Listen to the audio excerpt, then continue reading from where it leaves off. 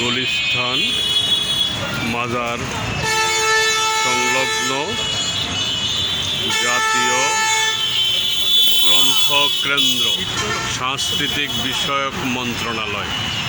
এই বিল্ডিংয়ে গ্রন্থকেন্দ্র, তার নিচে ফুটপাত, রাস্তা সবই দখলে।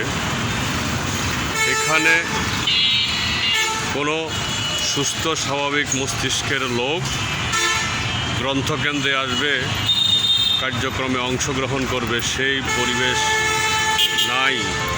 দীর্ঘদিন এই বিল্ডিং, এই অফিস, সরকার কোনো ব্যবস্থা গ্রহণ করে না, শুধু রাষ্ট্রের অর্থ অপচয়, অথচ জনগণের কোনো উপকার হচ্ছে না।